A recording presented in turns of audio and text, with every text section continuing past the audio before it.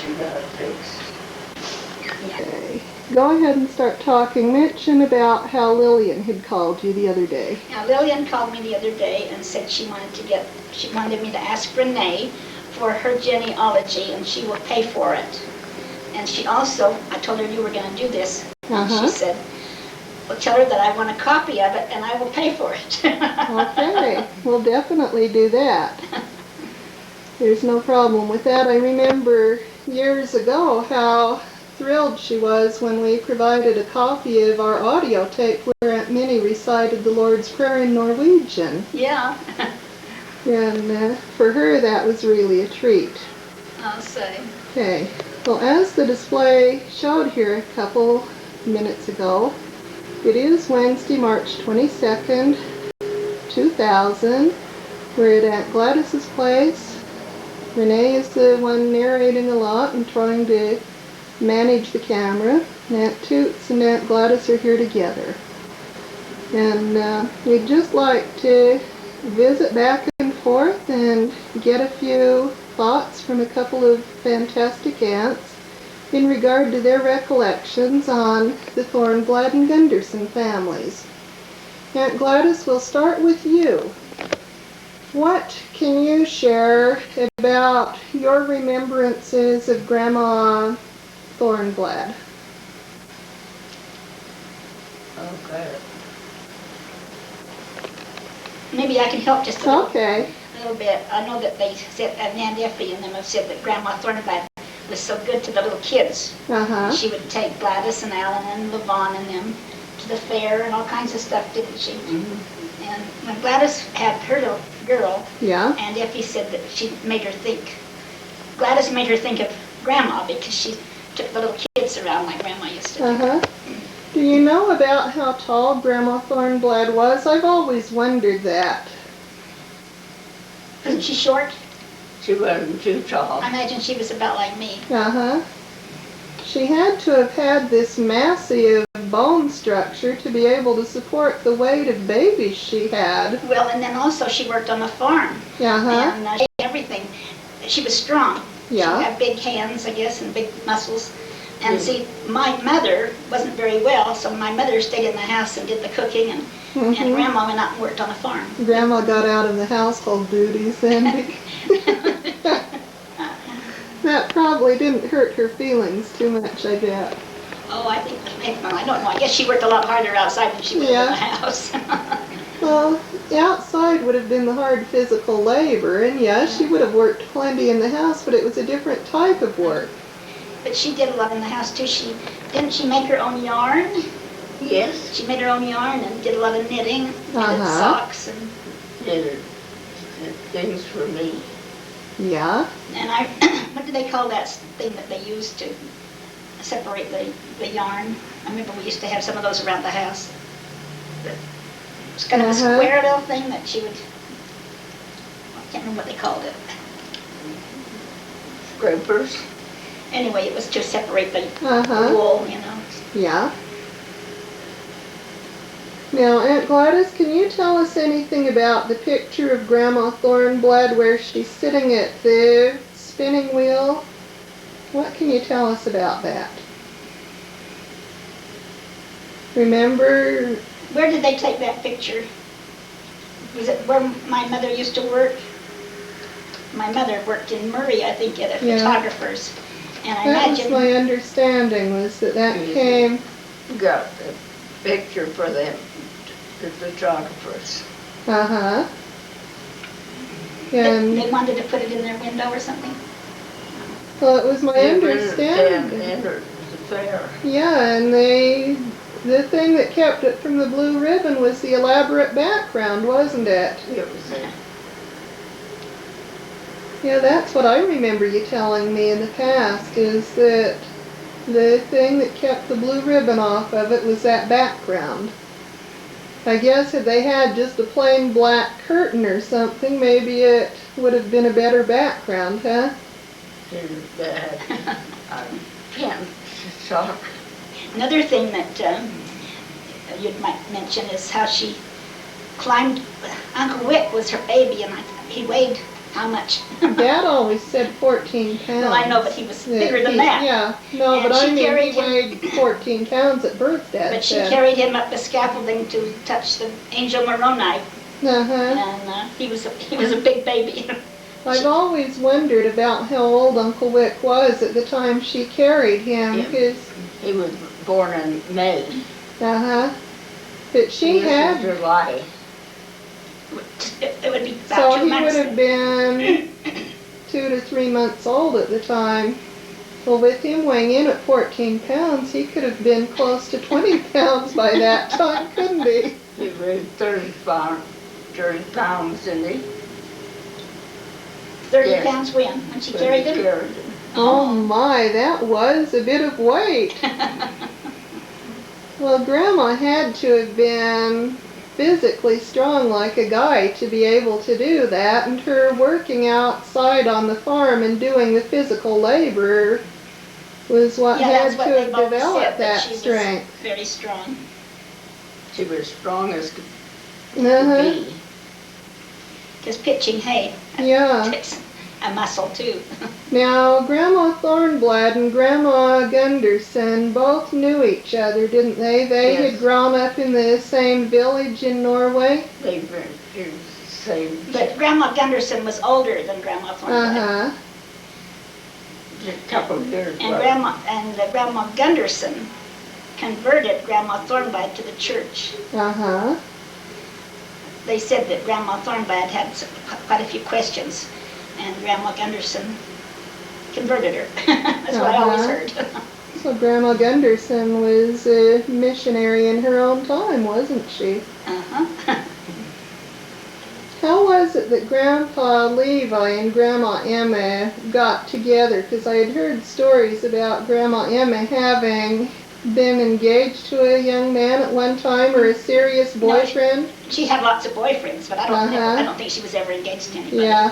But it was a- but Grandma Gunderson came down because they were friends. Grandma Gunderson Yeah. and Grandma Thornblad were friends, Uh-huh. and she came down and stayed there. And when she went home, she told Levi that there was this good-looking girl down there that had all these fine men, but she wouldn't have anything to do with you. So he decided he'd go see. There was some method to her madness, huh? Yeah. She was pretty cagey, I guess. How long did Grandpa and Grandma date before they got married, do you know? I don't know, but I think Mom was 23 when she got married.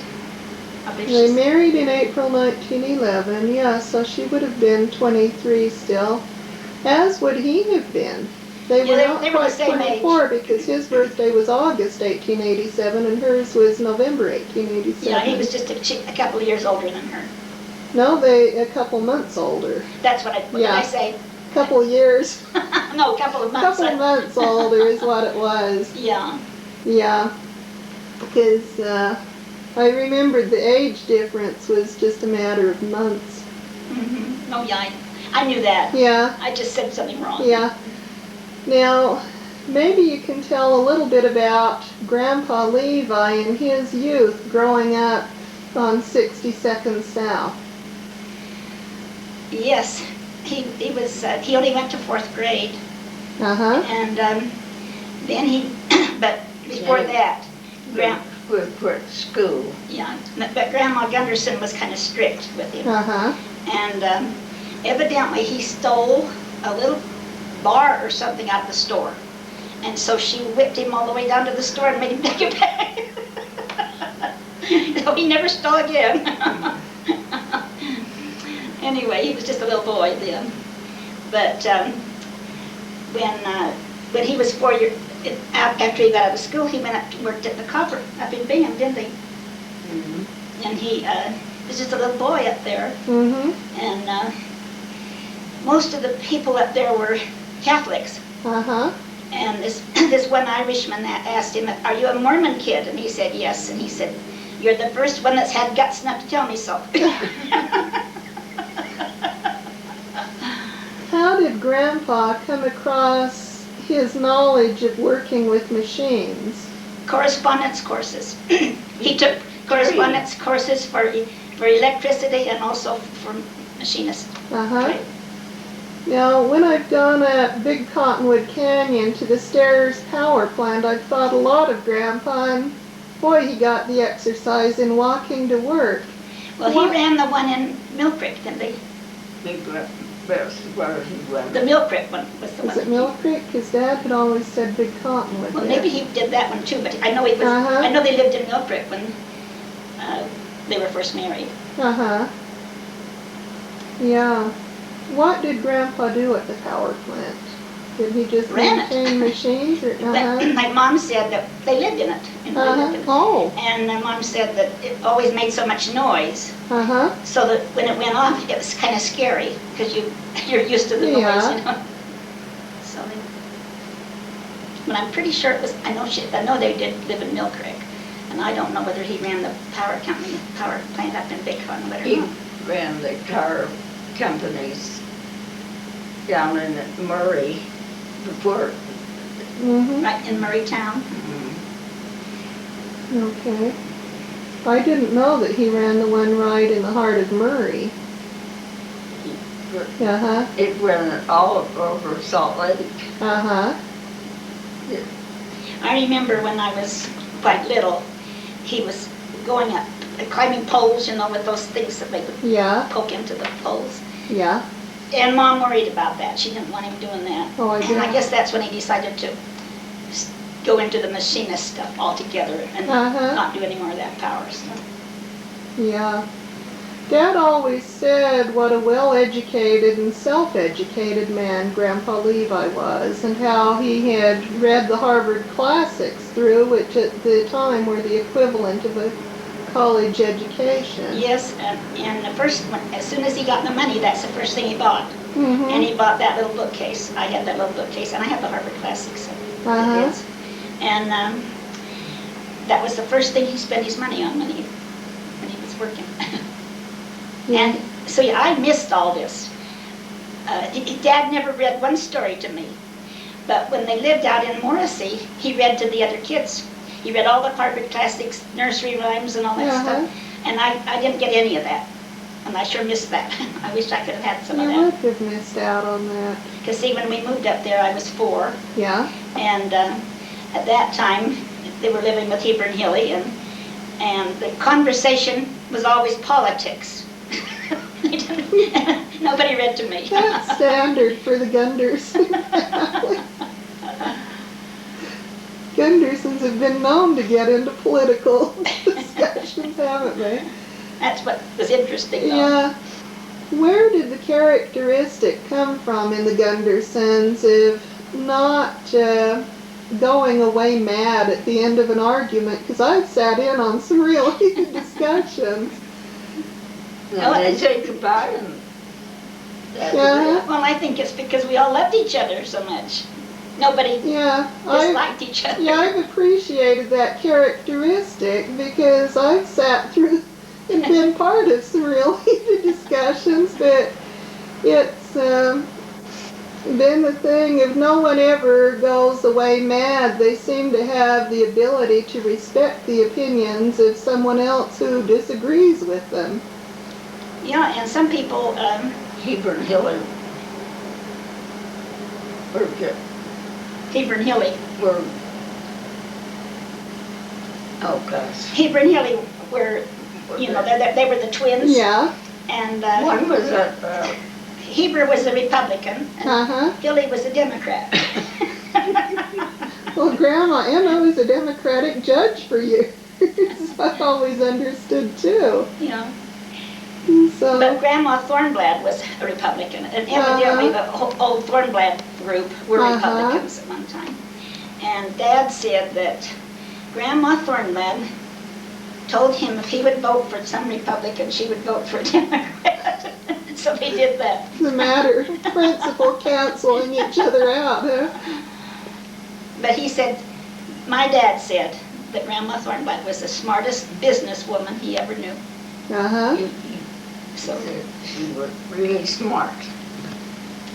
Now with the Thornblads, Grandpa and Grandma Thornblad, they met at a dance at the old social hall. Is that a correct understanding on my part? I don't know. Is that right? That's what I had recalled being told in the past. I didn't know. I guess I never had heard just where they met. And well, I guess Uncle Joe came across his dancing ability naturally from both parents then, huh? He what? Uncle Joe must have come across his natural ability for good dancing from both of his parents, huh? I guess so. Like Lucille was a wonderful dancer. Yeah. She still likes to go to dances, but she hasn't been to No, too many. you're talking about your mother. We're talking about it was Uncle Joe's daughter, Lucille. Lucille Thornblad. Yep. Knight in Costly. No, Costly. A feather to dance. Yeah, everybody that danced with Lucille said that she was the best dancer they'd ever danced with. Yeah. But she was a good leader too. Yeah. So many times if a person is a good leader, then she doesn't follow very well. Yeah. But she could do both. Aunt Gladys, you ended up with the butter churn from the Thornblad Dairy. Yes. Does Skip have that now in storage or what? He's got it somewhere. I don't know. He's the custodian of it. Did you ever hear much about their dairy? They had a dairy in 7th South. No.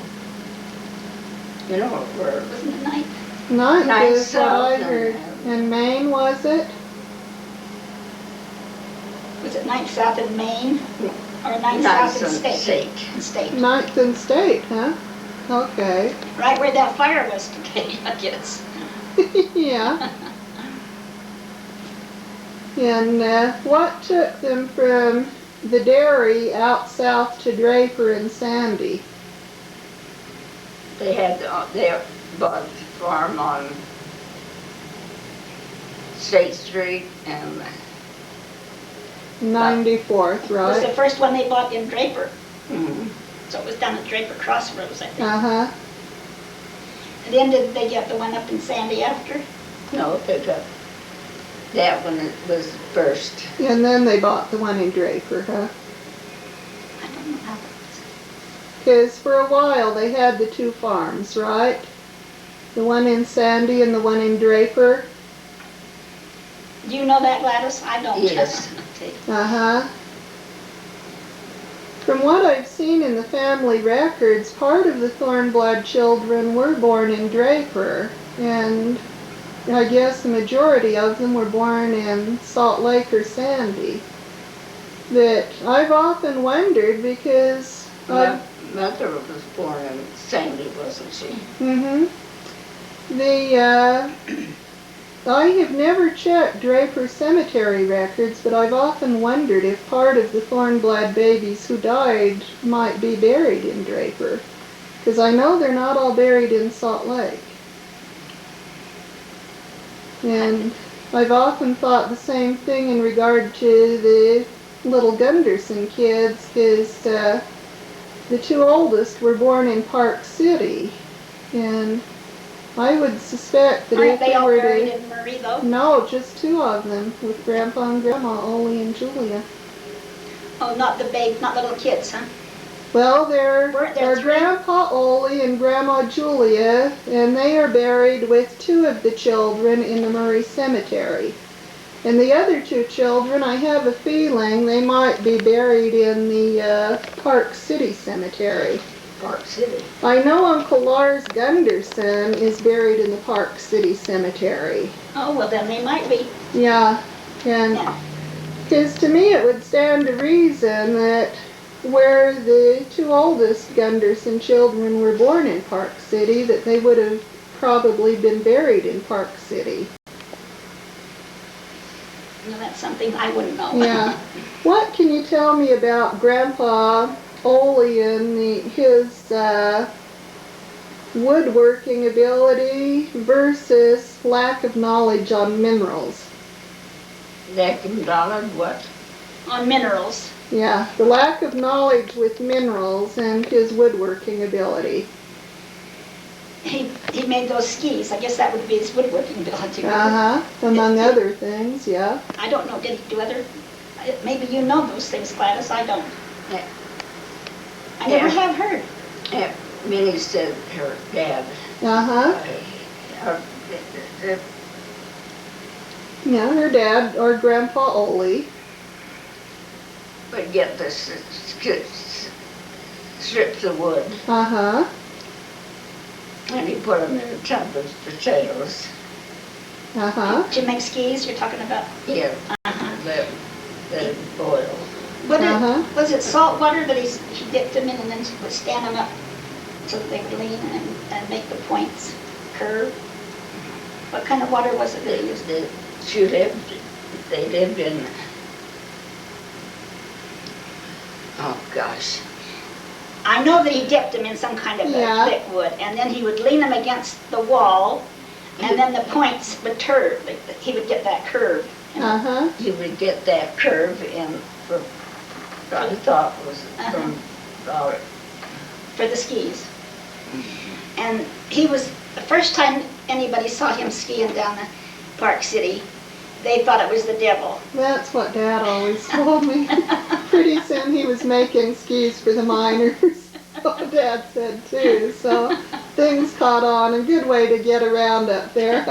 Yeah. He said, first snowfall, Yeah? Grandpa skied into Park City. Uh-huh. The next day, an Irishman walked out there, his partner, and asked for their skis. Uh-huh. And from then on, he sold skis until he moved. Uh-huh. Well, I didn't know that either. Well, I knew that Dad said Grandpa Ole did end up making skis for the miners up there. So that would make sense. He charged $3 a pair. $3 a pair. And that was quite a bit of money in those days anyway, I guess. Yeah, it would have been in the 1870s, in the early 80s, yeah. Hall of Fame of skiing. Uh-huh. Their Aunt Minnie wrote that. Yeah. Now with Grandpa Ole and Grandma Julia, how was it that they met in Park City? They met on the boat coming over. Oh. And I remember hearing that Grandma Gunderson always noticed feet. And she thought he had the ugliest feet she had ever seen. Because he had such wide, short feet, I guess. And anyway, then she went to her sisters. Yeah. Who were married to a polygamist. Uh-huh. And I guess he would have taken her for a wife, but she didn't want anything to do with that. Uh-huh. And anyway, then Gunderson came, he looked her up. And I guess he came to see her, and that's how they got together. But I remember her first impression was his feet. I had not heard that. That's great. And Grandpa Ole had been married in Norway, and he was married to Anna Palmerson, and they had the 3 little boys. He had 3 little boys in Norway? Yes. I didn't know that. I thought he had 2. I've got the names of 3. But I know that the little guys died either at birth or a short time thereafter. And Dad always said that the intent was, when Grandpa came over here to America, was that he was still married to Anna at the time. He was. And that he was to work and save money, which he did, and he sent for her, but then when he sent for her, she sent word back saying that she did not want to come across the ocean by herself. Her parents were old, and she didn't want to travel across the ocean by herself. Was that your understanding? I never have heard it before. Have you heard it? Dad said that he left Norway. Uh-huh. And he came over here. Yeah. And met Grandma. Uh-huh. But he never did get in touch with her again. Yeah, because Dad had always told me that he did send for her and she chose not to come over, and it was after that that he ended up marrying our Grandma Julia. Well, that's news to me. That's a good story. At any rate, Grandma Julia's parents were in the Cottonwood area, weren't they? Yeah. And they're buried in the cemetery up behind the Cottonwood Mall, it's my understanding. Now, what was their last name? Jacobson. Jacobson. Yeah.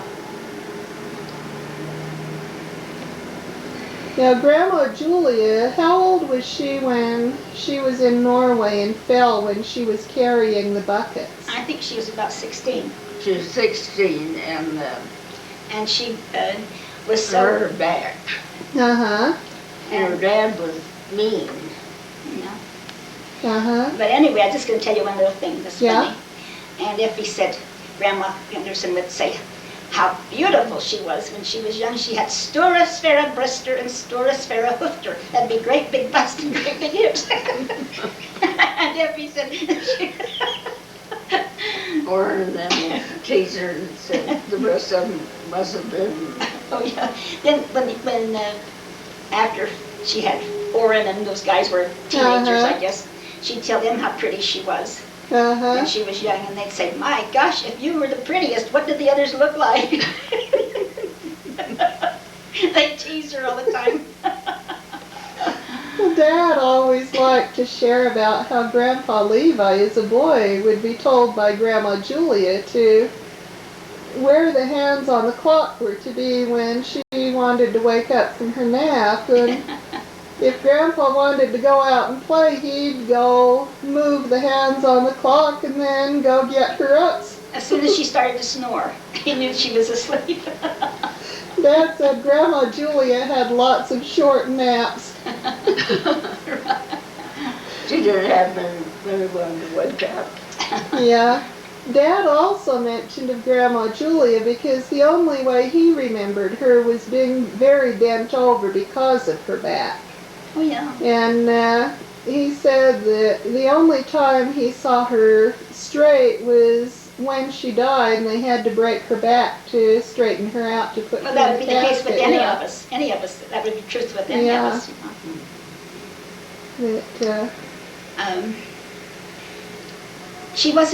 She was kind of sideways, wasn't she? She was kind of bent over to the side a little bit. Yes. She did.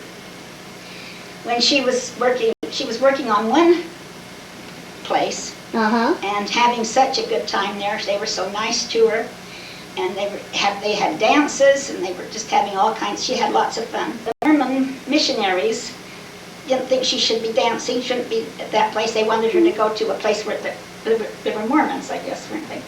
And that's where she was when she hurt herself. She was carrying water, I guess, and her back. She hurt her back, and then she had to keep working, and that's why it. Her dad made her go back to work. Yeah, her dad did. Yeah. They said her dad was ornery. Now that would be the Jacobson. That'd be Grandpa Jacobson. And they evidently, as I understood it, the old grandparents were a little stingy. Is that what they used to say? Stingy and But of course, I never knew anything about them. I guess that maybe Orrin might have known a little bit about them. I don't know. I don't know either whether Lillian's still alive. See, yeah, Orrin and them lived closer. They were right next door to Grandma there when Orrin would have been a child. And so he would have had opportunity to get to know her some. You mean that, Orrin Jensen, yeah. You mean Aunt Minnie lived next to her? Well, yeah, she lived by Grandma Julia there for a while, didn't she? Oh, I thought you meant Jorgensen's. No. Oh. No. Well, of course, Grandma Gunderson always lived with Aunt Minnie. Now, Dad always told about the 26 acres of property there on 62nd South. And Grandma Julia had divided it into thirds having 8 2/3 acres for herself, 8 2/3 for Grandpa Levi, and 8 2/3 for Aunt Minnie. And he said she was quite a wise lady and knew how to take care of herself. And he always mentioned about the one time when a good brother in the area there was, Grandma had agreed to let him farm her property, and at the end of the season they were to split the proceeds. If she'd get half the crop and he would get half of it, and she watched as when he baled the hay, he was using the crappy stuff and baling it very loose and putting that stuff closer to the barn door, and then the better stuff he baled real tight and put farther from the barn door. And when it came to split things up, Grandma had let him know that she would take that hay which was farther from the barn door. And oh, but Sister Gunderson, this is so much closer. No, she insisted, and so he ended up cheating himself is what I always got out of the story. That's a cute story too. I haven't heard that. Yeah. I heard that. I had heard where, something about that she had divided up some stuff. I hadn't heard about.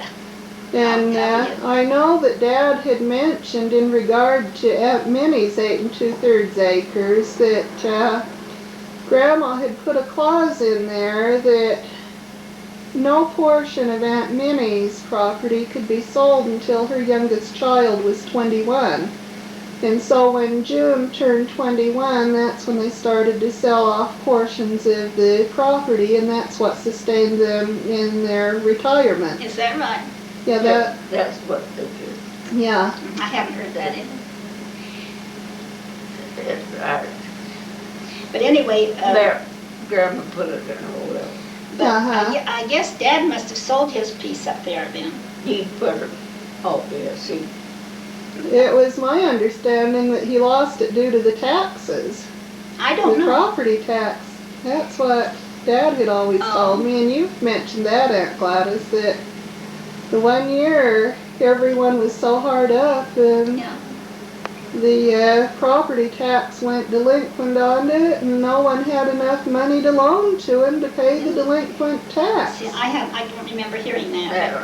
I hear. But anyway, I do know that Mom didn't want to live up there. Mom wanted to live in Sandy. So. And Dad didn't like it up there. He liked to be out where he could see around. He didn't like to be among the trees. So. And 62nd South still has its share of trees, doesn't it? It's beautiful. It's a heavily wooded area where the property sat. Really expensive property up there. Oh yeah. What can you remember of stories of of the Thornblad siblings as they grew up, being Uncle Wick, Uncle Alvin, and some of them? Of course, we've always heard about them, 'cause they're close to us. And Uncle Wick and Uncle Alvin and Effie said we're real sheiks. At that time, when they were young men, the style was that stovepipe, is that what they called it, the pants? Just real tight and round, And Effie said Uncle Alvin and Uncle Wilfred both they were really good-looking little guys. They had those fancy clothes. And Hazel said she thought that you're burying. She thought what? Gonna marry a rich man. Oh, she was going to marry a rich man, huh? And she married Uncle Wick. Well, I told him one day, I said, I always thought you were real rich. He said, I am. Depends on your attitude, I guess. Well, he was rich in other ways than finances, wasn't he? Yeah, and he always did all right financially, too. Well, Uncle Wick, as I remember him, was this massive physical guy. He had a large bone structure, and about height-wise, he was about 6'1", as I recall. And I think Clark is somewhat like Uncle Wick was as far as the mass to the bone structure and that. But Clark's slim, isn't he? Well, right now, but when he has more weight, even at that, I'm just talking about bone structure in general. And, he might be, Now, Uncle Wick, I think, was always kind of a husky guy. He built really good. Yeah. The reason Clark is thinner right now is because he's been involved in swimming, and he's had daily workouts, twice a day in fact, and so that keeps the weight down. That's good, isn't it? That's good for the time being. We'll see what happens in the future. But Dad always enjoyed telling about the time Uncle Wick had got the firecrackers and put them up the pigs' butts. Put them where? Put them up the pigs' behinds. And never heard of that. Never heard. Dad had mentioned that. Well, that's not very nice. I gather that Uncle Wick was rather mischievous in his youth. Delbert heard a lot more things than the rest of us, I guess. Well, you've got to say. But see, he Dad, probably asked questions of Uncle Will, too. Yeah. Well, also, Uncle Wick was more of a brother to Dad than an uncle. Well, see, Delbert lived with him for a while. Yeah, he did. And so I'm sure that Dad picked up on a lot of the story that Uncle Wick had to share of such incidents. Yeah, Uncle Wick said that he could remember Grandma walking the floor with him, and he was up on her shoulders, and he could see her heels kicking her dress up when she walked. And I said, you should be ashamed of yourself making her carry you around when you were that old. Yeah, it is my recollection that Uncle Wick was responsible directly for the demise of the one pistol that Grandpa Thornblad found in the snow. Yeah. The one pistol. Gun. Remember, Dad, there were the two pistols that Grandpa found in Wyoming. Didn't he shoot one and it blew apart or something? Yeah, Dad had always mentioned about how Uncle Wick had packed the one pistol with so much gunpowder. He had a string tied to the trigger and then went out behind the barn and pulled the string, and the force of the gun was enough to knock him over from the distance that he was away from it, and that was the end of the one pistol. Yeah. And I gather that the other one just disappeared with the passage of time. I remember something about when we came up from Morrissey that had no pistol in the drawer of that big old bookcase in Abraham's bedroom. Yeah. They found them when Grandpa was home one day. Said the kids were out. Then Uncle Wick fixed them. I can't say it. Yeah. So when Wick did that, he was just a little boy then, huh? I was born. Then he shot. He was old enough to know what he was doing, huh? Yeah. But, like I said, I gather that he was a little mischievous as a young man. He was. I guess they all were. Yeah. It was always Satan. Yeah. Well, I know that with Grandma Emma, she had a hard time about the idea of physical discipline and didn't want to spank her kids, and Effie had always marveled at what a great group of kids the 6 Gunderson kids were. What? What a great group of kids the 6 Gunderson kids were, and how they never needed any physical discipline. She said, now Joe's kids, that was another matter. But Levi and Emma's kids were always very well behaved. And Uncle Lyle admitted that one time when I visited him, we had our moments. Yeah, I think so. But I gather in talking to Uncle Lyle that the Gunderson brothers were as mischievous as a lot of other kids. Sure. He told about Uncle Wayne getting sick when he went over to Wilcox's watermelon patch and overate. And oh, the thing that was cute about that, Lyle and Wayne stole the watermelons, and that Wilcox boy, what was his name? Leroy was chasing them. And Lyle noticed he was running right alongside of him trying to catch Wayne. Lyle was running, but the guy that was chasing him wasn't after Lyle. Oh yeah, they were. Well, I know Uncle Royal the one time had mentioned, well, I guess it was Uncle Wayne telling me about it. When Uncle Royal, the one time, because he always was known to shine and polish the car whenever they'd come out to Sandy to visit, and Uncle Royal always brought bananas with them when they'd come. And they brought He brought bananas and candy. but not all this. Uncle Royal had shined and polished the window so good that when he went to throw the banana peeling out of the car, he smacked into the glass. Didn't realize the window was still up. It was so clean. It was. Tell me what you remember about Uncle Royal from your youth. I've seen pictures of Uncle Royal in his dress fireman uniform. He was a strikingly handsome guy. I thought he was really handsome, and he had his hair cut just to fit that cap. He had it stood up straight. Yeah. And it was higher in the front, like the fireman's cap. And I just thought that's how the firemen were supposed to wear their hair. But that's how he wore his, and it was black. Yeah. He was good looking, wasn't he, Gladys? Yes, he was. And he always had his clothes neat, no lid on his suits. Yeah. Shoes polished.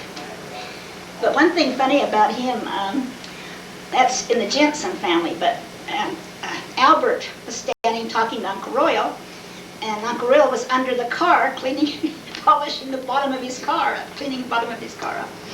And somebody came up and asked Albert, who you talking to? He said, I'm talking to Royal. He's under the car. Albert said he kept his car clean, but not as clean as Royal's. I knew at Albert's funeral it came out about how he kept such clean cars and immaculate clothing, but I'd forgotten about how Uncle Royal had been known to even polish the undercarriage. Yeah. Yeah, Uncle Royal sure did keep his yard nice and everything. Yeah, did you ever remember seeing Uncle Royal on the motorcycle, or was that history before you were old enough to remember? Gladys maybe did. That's what he always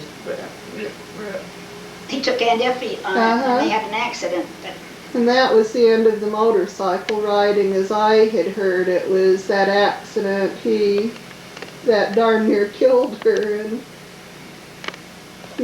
Mom always wondered if that's why she couldn't have any babies, because evidently that fell over her stomach. Oh. So, and Mom just wondered, if that could have been why she never got any babies. That was sad that Aunt Effie couldn't have children, because she so loved children, didn't she? I'll say.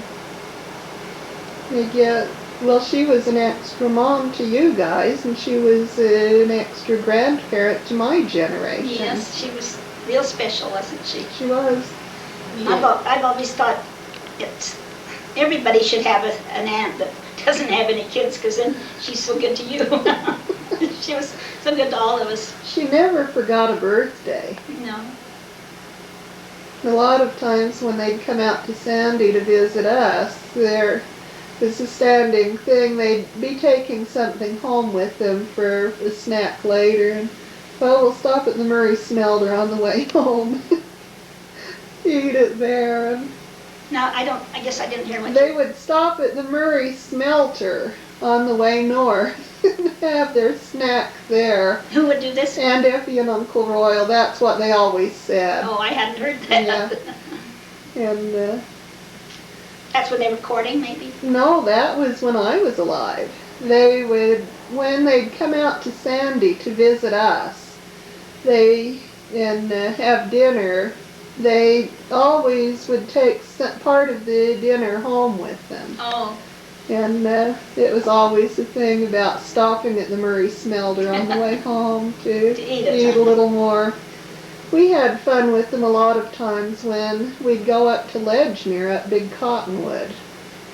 And that seemed to be a favorite picnic area of Uncle Royal's. You know, I think Mom and Dad used to like to go there too. Uh-huh. That's where they're always went. Uh-huh. Yeah. What can you tell me about Morrissey, Aunt Gladys? What can you remember about that? Because the family lived in Morrissey 2 times, right? What can you tell me about the town of Morrissey and Grandpa working there? Why don't you tell her? Well, see, the first time they lived there, that was before I was born. Uh-huh. And then Dad, I guess Dad he left down there and went up to Wilson Lane in Ogden. Uh-huh. And was working for the sugar factory, wasn't he? And Mr. Monroe came to see him. Uh-huh. And wanted him to come down and be the machinist down there in the well, it was a mining. It would be a mining camp, I guess you'd call it. They mined sulfur. Uh-huh. But then Dad went, and maybe that was bad. Maybe that wasn't a good thing. Maybe if he hadn't gone there, they would have done better. But anyway, he went back down, and but they went back down. I think I was 3 years old when they lived in Wilson Lane. Uh-huh. And I know I was 4 when they moved back, so they were only down there about a year that second time. Uh-huh. But the kids were all in school, and they all were in a one-room schoolhouse. And Gladys and Alan graduated from 8th grade, and they would have had to have gone to Beaver and live in a boarding house. And Heber Hilly wanted them to come back and live with them. Uh-huh.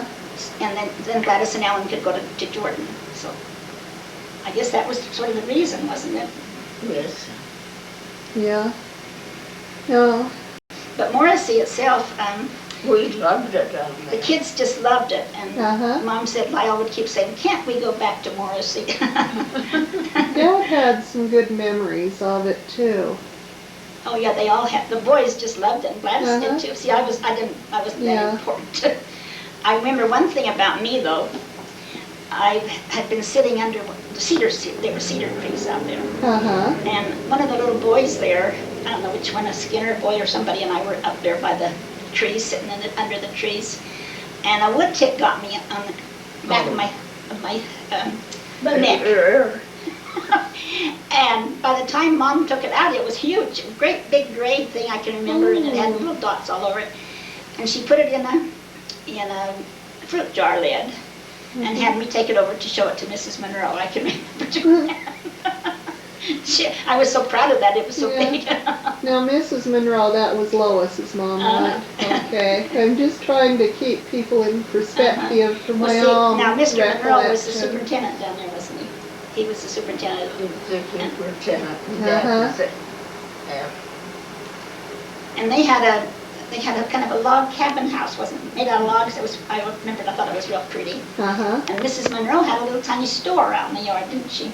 Where she could sell. Out in the trees. Where was it?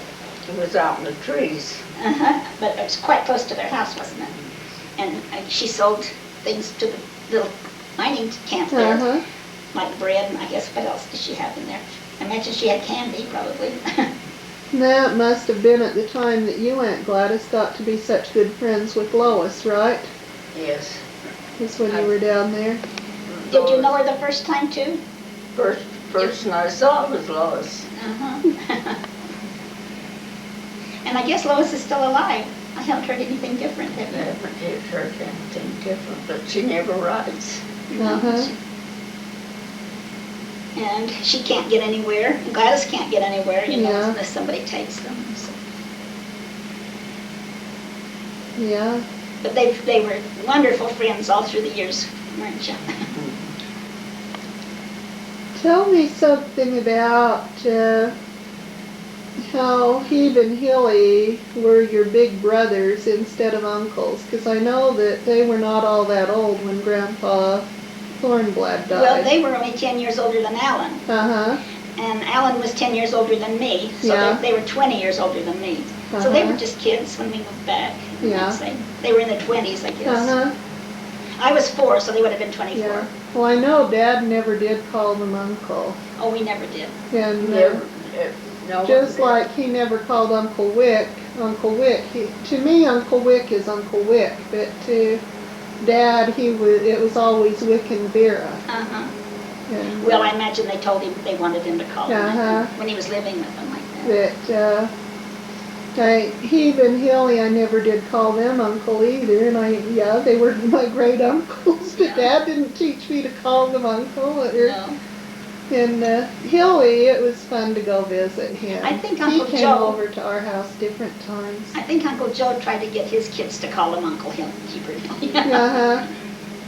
But I know that with you guys, they were more big brothers than Oh, they yeah. were uncles, and Well, Lyle was supposed to talk to at Hilly's funeral, uh-huh. and he just couldn't say anymore. He just said he was my brother, and he stopped. Mhm. He said how God had his hand Uh-huh. sat down. Yeah. He couldn't talk. Yeah. Now, was he as brilliant as Hilly was? Because Hilly really was an intelligent guy. Well, Lyle figured Hebert was the smartest of the two. They were both Uh-huh. smart, but Lyle always said Yeah. he thought Hebert was maybe the smarter of the two. I don't know. Now, That was what Lyle said. he died in 1951, and He so was- I wouldn't have been old enough to remember him.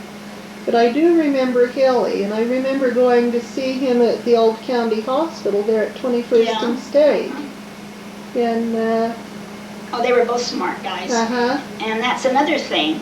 They didn't go to school how far did they go to school? 8th grade, maybe? And They you know graduated. why they were so smart Why? and why we aren't very smart is because of their readers. Those readers had the histories of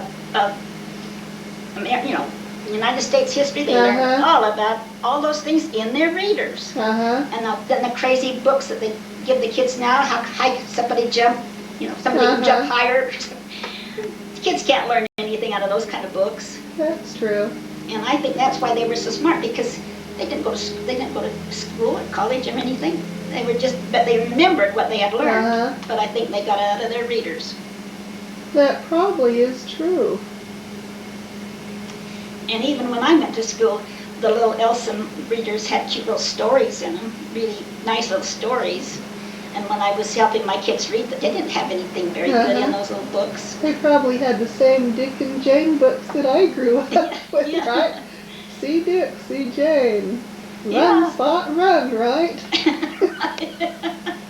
But when it's a teaching helper, Uh-huh. she told me that when her lesson that was art, Mm-hmm. she said, here, Chris up to your lesson. Luella Hardcastle. Uh-huh.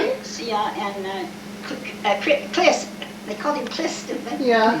Clifford or Cliss, anyway. Well, I remember hearing the name of Cliff. And if she needed to know something about the Bible or anything, she'd have him go up and ask Hebert and Hilly. Every time. Yeah, they were bright guys. What can you share about Martin Zetterquist? Because you two knew him. I know he was a brother to Aunt Martha Thornblad. Well, he stayed with us 1 year when Mom was she wasn't a bit well that winter. And my gosh, he baked the bread, he did everything. It was wonderful that he stayed with us that year because Mom wasn't well at all. And he was good to her. And another thing funny about him, when he washed dishes, he'd splash so much that he always scrubbed the floor. When he washed dishes, he always scrubbed the floor after. Dad talked about what a free spirit Uncle Mart was. What a Free spirit. Yeah, he was. He was the original, I guess. He mentioned about the one time when Uncle Mart had got a car at Petty Ford there in Sugar House and took the girls for a ride up Immigration Canyon and was showing off and missed on a curve and left the car there and they walked down. Well, it was his sisters. Uh-huh. He wanted to give the girls a trill. Yeah, Dad always talked about the trill. Anyway, he ran right into a tree. He just ran right into a tree. Dad said of him, too, that he lived by the philosophy of anything you could get free or on credit, take it.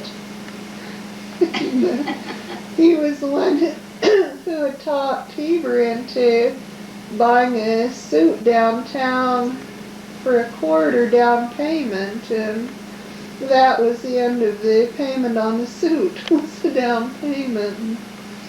Never heard that. Yeah, Dad had told me about that. He said that, in fact, the way that Dad put it was due to circumstances beyond Heber's control, Hilly had the checking account. Hilly had to pay for it. Hilly wrote out all the checks, and Dad said that one time Dad was with Hebe and Hilly when this happened, and the one time they were going down to Peterson Implement there at the Midvale Junction to get a part for the tractor, and they had had some beer beforehand, and Hilly had obviously had way too much that particular time, and he couldn't walk, and so he went in and got the part and had Hilly autograph on the signature line, and then he filled in the rest of the information for the part, and the bank would not honor that check. Why, that could not be Mr. Thornblad's signature. Dad always laughed when he'd tell about that, but Dad was real close to Hebe and Hilly, too. Yeah. What can you remember about Uncle Alvin? What do you remember best about him as a young man? Well, Gladys might remember before they were married, can't you? Yes. See, I wouldn't know that. How did Uncle Alvin and Aunt Aggie meet? What? How did Uncle Alvin and Aunt Aggie meet? They been on the boat coming over here. No, Uncle Alvin wasn't on the boat. No. But I'll tell you one thing I remember hearing. Yeah? Evidently Aunt Aggie had seen Uncle Wilford, and she kind of thought she'd like to get to know him, and I think she came out to the house, came out to the Thornblad house, and Uncle Wick didn't go for her, but then Uncle Alvin did. But I think she had her eye out for Wick at first. Aunt Aggie was strikingly beautiful. She had very distinct features, didn't she? Yeah, she was pretty. And Marjorie, when she got older, she sure looked like her mother. And Gladys knows when Aunt Aggie first came, you thought she was so pretty. Oh, I thought she looked just like Greta Garbo. She probably. Did you hear what she said? Yeah, that she looked like Greta Garbo. Yeah. She probably could have been an actress just based on her looks alone, couldn't she? Because she was strikingly beautiful. She had such distinct features about her. I remember even at her 80th birthday celebration how beautiful she still was. She did. But Uncle Alvin, did he get a lot of his linguistic ability from his dad? Because Uncle Alvin seemed to have an interest in languages. Well, it wasn't just him. Aunt Effie, the whole family could get dialects. Yeah. And I never could do that. I don't remember Mom doing it, but Heber and Hilly could, and Uncle Alvin and Aunt Effie sure could. I don't know whether Uncle Wilford and Uncle Joe could or not. I don't remember hearing them. But Aunt Effie was an expert. She could talk just like Mrs. Nelson and just like everybody she wanted to. She could. I remember listening to her on occasion. In fact, one good memory I have of Aunt Effie is at a Christmas party that was at your house, Aunt Toots, and Was that when Gladys and that Effie was when sang? Aunt Gladys and Aunt Effie talked in their little dialogue back and forth to each other, and did they sing too? What happened? I thought they sang a I song. don't recall that they did. I know Cousin Barry sang. He's got the whole world in his hands on it. We've got the tape at home. It is fun to listen to it. I'd like to hear that again. I'll have to let you do that. Something I remember about Uncle Alvin was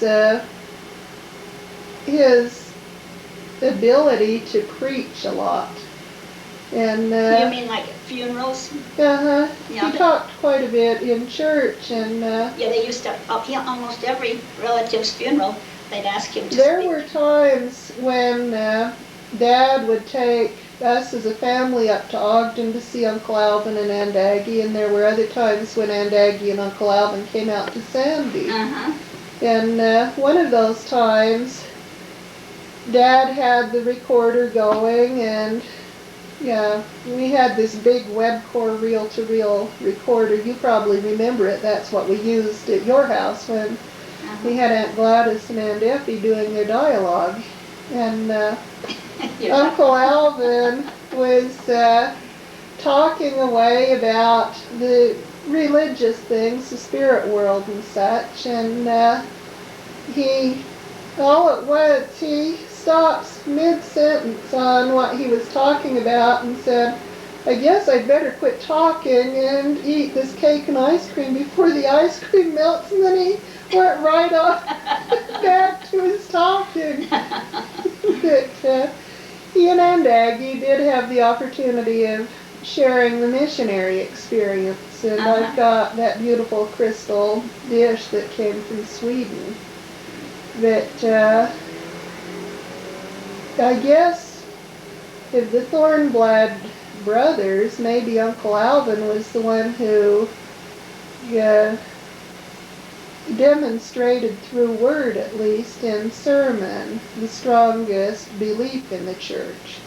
That's not to say that the other Thornblad brothers didn't have a belief. I guess that what I'm saying is through word he demonstrated the strongest belief.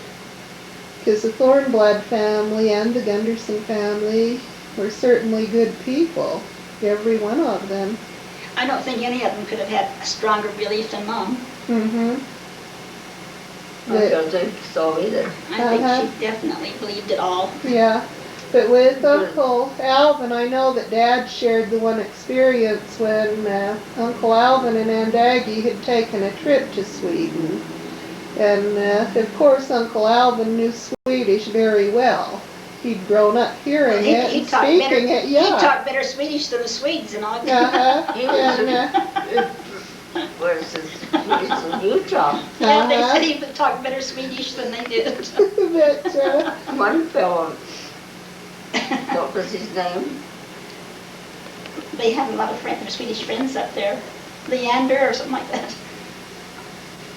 I know when I go up there and stay with Marjorie, then a lot of the Swedes, they'd go up, maybe we'd go to the canyon or something. Yeah. They had a lot of Swedish friends.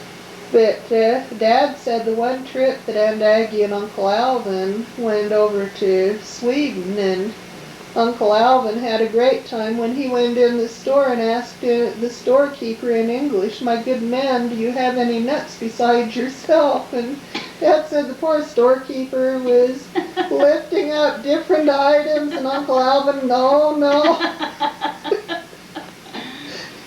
Yet Uncle Alvin clearly understood every word the storekeeper was saying. Any nuts beside yourself? Yeah. Well, Uncle Alvin and Aunt Aggie were not always so religious. Because I used to stay up there, and Uncle Alvin always smoked a cigar, and they always had coffee, and they had friends, and they'd play cards. I mean, so they were not really into the church like you might think they were. And I know Elaine said that Aunt Aggie always liked to have her coffee, but she'd put it up in the cupboard if some Relief Society women were coming or something. She'd put her cup up in the cupboard. So they weren't. Yeah.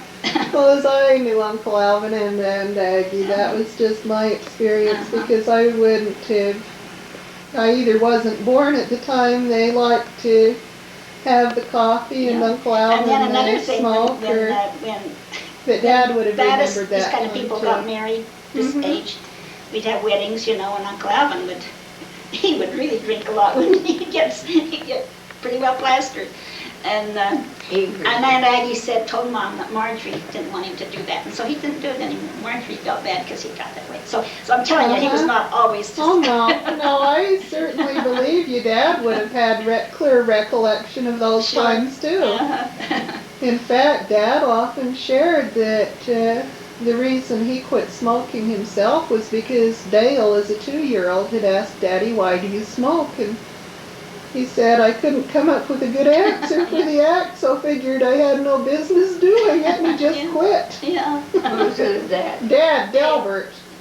Yeah. Dale asked him why he was smoking when Dale was 2 years old. And Delbert said he couldn't figure out a good answer, so he decided to quit. So Dale was directly correlated to Dad giving up the tobacco that he liked. I'm just curious because this seems to be a Gunderson characteristic.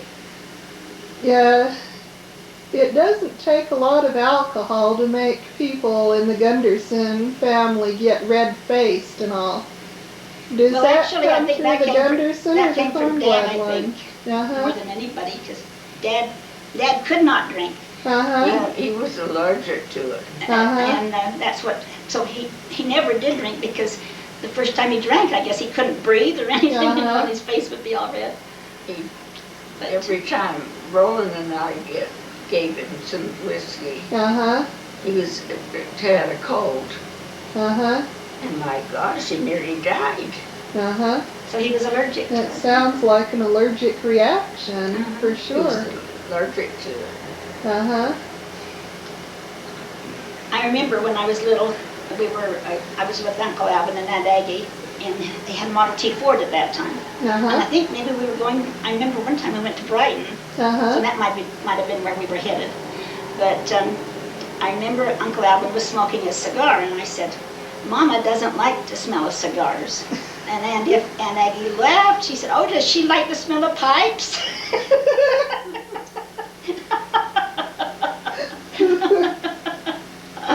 Yeah, because Grandpa did like his pipes, that is true. And Aggie laughed and thought that was really funny. Well, actually, I guess there was a difference in the smell of a pipe versus the cigar. Just as you can tell the difference between a cigarette and a cigar when Mom you're didn't around like the smell of cigars, but I did. I just loved the smell of cigars. I still do. And I could always tell when Uncle Wick was in the house. The house would smell so good. Yeah, Uncle Wick did like his cigars. But when he was in Austin, he quit smoking a cigar. It kind of made him sick or something, and that's when he quit smoking cigars. Who, Uncle Wick? No, he quit the cigars because it kind of made him sick. I think he was in Australia when it happened.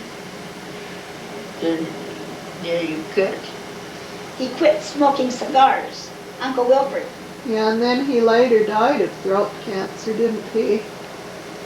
I guess it was. Yeah, it was the throat cancer that got the best of him. He was so strong all the time. And when they went down to California, after he'd had that little operation on his cheek. Cancer, And when they went down there, they went to visit Vic, who was Aunt Vera's brother. Yeah. And he was in a wheelchair, and Uncle Wilford picked up this wheelchair, which he shouldn't have done. And he just felt his neck pop when he did that. So I guess that's when it broke a bone in his neck. And they said if he had lived, he would have had to have worn a collar. And but then he died. So. Yeah. Well, the Uncle Wick I remember was a very kind man. He was very generous with his resources. Oh yeah. And very free, giving individual, and of course you two would have good memories of Aunt Hazel. I didn't have opportunity to get to know her. Yeah, Gladys especially would know. But Aunt Vera, because I did get to know her and love her, I really appreciated her, and visiting with Glenda the one day up there in Bountiful, it was interesting because Glenda admitted that when Aunt Hazel, or Mama as she put it, died, she said, we went to live with Daddy and Vera. She said, we absolutely hated her. We were not nice to her. And Glenda came to have a love and appreciation for Aunt Vera with the passage of time, and thinking back about what a stinker she was as a young gal for being so mean to her stepmother. Yeah. Because the kids were not all that old when Aunt Hazel died. Well, she was going to BYU. Uh-huh. And Marvin, I guess, was in high school, and Warren maybe in junior high. Mm-hmm.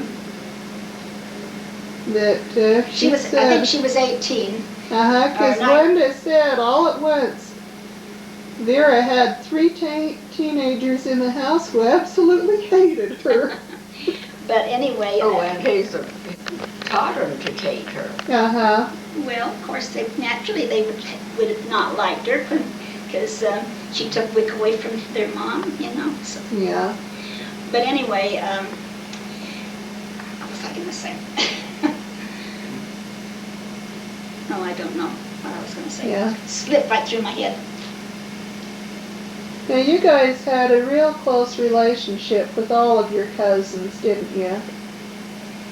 Yes, and I feel sorry for kids that don't have cousins. Uh-huh. Because it was sure fun to have cousins. What are some of the fun things you remember doing with your cousins? Swimming in the canal. That was fun. That was the most fun. Dancing with Lucille. Uh-huh. And she'd come, we'd start dancing toward each other, and we'd dance all the time she was there.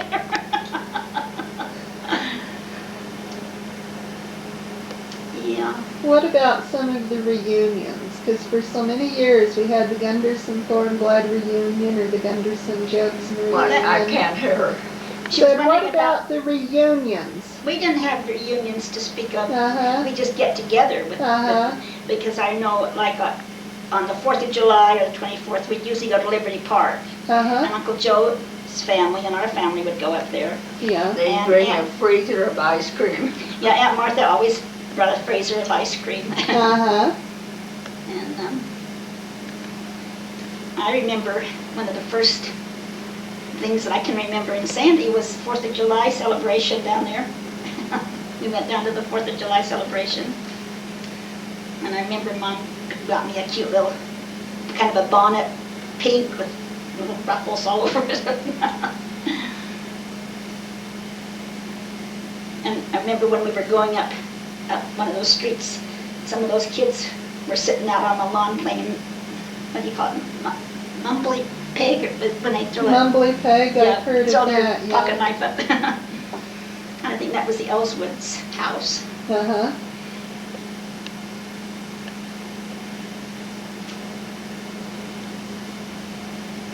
Yeah. One thing I remember was, we haven't talked about it, but was it Vaughn Ira rode Uncle Rich on the motorcycle. On his motorcycle? Yes. Uh-huh. You and LaVon, he took you out for rides on it? Back. I was up the front. Uh-huh. We went clear to the boat, back. Where? To the point of the mountain? Or? Yes. Uh-huh. And it was, You say you took LaVon on for a ride too? we took the one, Uh-huh. and Both of you at the same time? Oh. Well, Gladys, you were quite close to both LaVon and Irene, weren't you? Because you were in between the two of them on age, right? yes. But she, as I remember, you and LaVon were closer than you and Irene. Yes. Uh-huh. Irene had a girlfriend that lived close, Uh-huh. and LaVon and Gladys were closer, I think. Yeah. Irene and Beth Warren were chums, weren't they? Now, tell me a little bit about how Aunt Pat came into the Gunderson family, because she's told me in the past about how she was over the hill in Crescent. Over the hill. Yeah, that's how she had put it the one time, was over the hill in Crescent. Well, I don't know, when I first knew Pat, see, I ushered at the theater in Sandy, and Pat did too. Uh-huh. And anyway, I remember the first time I ever saw her, we were picking raspberries, I think, up at a man named Anderson that lived up Uncle Joe. Mm-hmm. And I remember she and her sisters, Marie and Pearl, the three of them were picking, and they were all playing baseball. They were all athletic girls. Uh-huh. They were playing baseball, and they were talking. When we sit down and have our lunch, they were talking about baseball. So I didn't know much about her then. And then when they were starting to go out, I think Wayne took Pat out first. Uh-huh. And then we took her away from Lyle. Yeah. It was at the housewarming, our housewarming, Uh-huh. that Wayne had brought Pat and Lyle had brought Dorothy. Yeah. And and Dorothy was talking to the Nielsen boys. Uh-huh. She was just talking to them. I don't think she was necessarily flirting, but Pat said, "Oh, she was flirting so," and and Mom even said, "Well, it's too bad Dorothy has to flirt." Uh-huh. And anyway,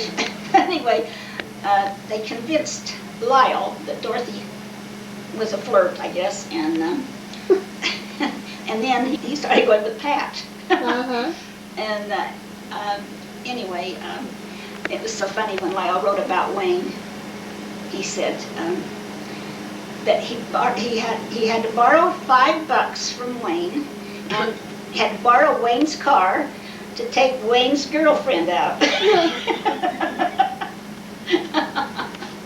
Well, I know in talking to Uncle Lyle and Aunt Pat, they both admitted that the thing that caused them to decide to go ahead and get married was when he got that 10-cent per hour rate increase. So his wage went from 25 to 35 cents per hour, and they decided they could get married then. That's when they were up in Lark. They figured then they could afford to take the big step. Aunt Toots, how did you and Uncle Larry meet? Well, Larry worked with Wayne in Morris and Merrill. Mm-hmm. And now, what was Morris and Merrill? What type of that's business? a mill where they made doors and windows and all that kind of stuff. Okay. And anyway, this one, Wayne and Merlin Behunin built boats, and Merlin had this boat, and they wanted. Wayne thought maybe I'd like to go out with him boating. Uh-huh. But I didn't. I was in bed and I didn't want to get up and get ready. Besides, I don't think I had the right clothes to wear. So I didn't go. But anyway, when they came back, they brought Wayne back that day. Uh-huh. And I was going to go down to Usher. Uh-huh. And so Merlin and Larry took me down to the theater. And that's how I met Larry. Uh-huh. He was a good-looking man as an older gentleman, but from his younger pictures, he too was strikingly handsome. He had some distinct features, he was really cute. I thought he was real cute. Uh-huh. And Larry had a big birthmark on one of his thumbs. Uh-huh. And I remember when we were in the car going down to the theater, I noticed that. Uh-huh. And anyway, Mrs. Poate said when he was little, see, she had her sister's kids living with her. Uh-huh. And the one girl was the same age as Larry, so they were just like little twins. Yeah. And Mrs. Poate said they used to wrap up that thumb like a baby and carry it around. Anyway, that was how it started. That's how I met him. And from what I recall, Dad said that Uncle Roland was the MC at the Sandy Rec Hall when you and Uncle Larry married. Was that correct? Yeah, was that the time he stepped off the stage, or was that Lyle's wedding? Dad said it was yours. he just stepped down off that stage and it was about that high, you know. About a 3-foot step, wasn't it? Yeah. Walked straight out. It's funny, it didn't I just slid right up into him. Aunt Gladys, tell me a little bit about how you and Uncle Roland met. Bowling alley. We met there in the bowling alley. Where was the bowling alley located? The Temple Lanes of Salt Lake. That was on North Temple, wasn't it? Mm-hmm. North Temple in what, Maine? I remember going there, but I can't remember. Now, were you living in town at the boarding house or something at the time and working, or? Yeah, she lived with, didn't you live with Rose at that time? You and Rose? Yes, Rose and I lived together. And you were both at the bowling alley, and Rose, they met these two men, and Rose married the other guy, and Gladys married Roland. Now, the Rose, was that Rose Johnson? No, Rose Walker. Oh, okay. But she married, was his name Lund? Lund. Phil wasn't Phil Lund. Yeah. That was funny how they both met these guys, and both of them married. When you and Uncle Roland married, did you ever think that you would end up owning and operating a bowling alley? No. How did the operation of the bowling alley come about in your lives? They're Roland and Uncle Wick and them, you know, I Roland talked. Roland was a very good bowler, Uh-huh. and I guess he bowled quite a bit, and Uh-huh. he knew those people at Brunswick, was that it? He didn't bowl at all back when I met him. Uh-huh. But anyway, then they were selling lanes from, was it the Temple alleys? No, that was KB. And Roland, they were putting new ones in, so Roland bought the old ones and Uh-huh. rented from Cook, I guess, didn't he? Yeah, and that was downstairs, right? I was going to tell it. Roland was talking one day about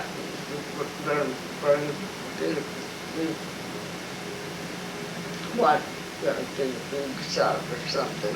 Mm-hmm. And Uncle Wick said, well, if you're going to be big, why don't you go bowling alley? Uh-huh. And that's Uncle all. Wick said that to you? So Uncle Wick talked him into, I guess it sounds like Uncle Wick more or less dared him into it. Well, they were just mean, they confronted him. Uh-huh. Wick was kind of responsible for Alan getting in radio too, I guess. Well, how did that come Well, about?